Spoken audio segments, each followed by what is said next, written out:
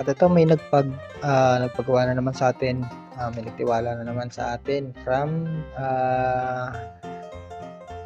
Caray, Bulacan. At ang pinagawa niya ay full blackout with pleated shear. Tayo na nga, tinatahi ko na siya. At ito, pine-prepare ko yung S-fold tracks. Bali, 3 windows lang siya na high ceiling to floor installation niya.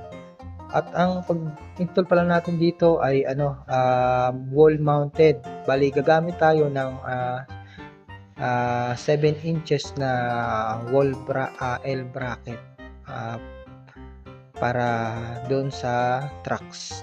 2 layer yung trucks na gagamitin natin dyan, S-fold trucks.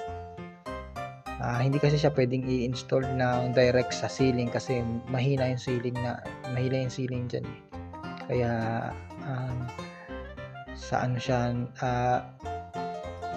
sa wall natin siya ikinabit. So ayan na nga, nakikita nyo, ayan, na medyo bilisan lang natin na naman at ayan, inaayos-ayos natin. Kailangan talaga sa mga full blackout, tinitrain yung fabric niya kasi napakakunat niyan. Hindi mo sa isang araw hindi mo kayang ma-steam yan eh, sa 2,000. Kaya ang ginagawa dyan, meron niyang training time, tinitrain yung tela ng mga mas maganda siguro mga 2 weeks mong ititrain yung tela na nakatali lang siya nakatali siya dun sa tie back.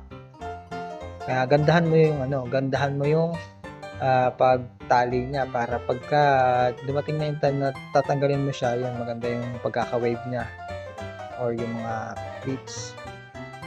Tsaka sa pag-i-steam pala, huwag niyong ganong didiinan lalo na sa mga soft blackout kasi minsan yung steamer merong mga sabit-sabit, baka magnisnis. Ayun lang. So yan, nakita nyo na yung outcome ng mga paints product natin. Ayan, magandang kinalabasan, talagang bahay na siya. Sa mga gusto nga pala magpa-install or magpakabit ng Korean blinds or accordion, message lang po kayo. Maraming salamat.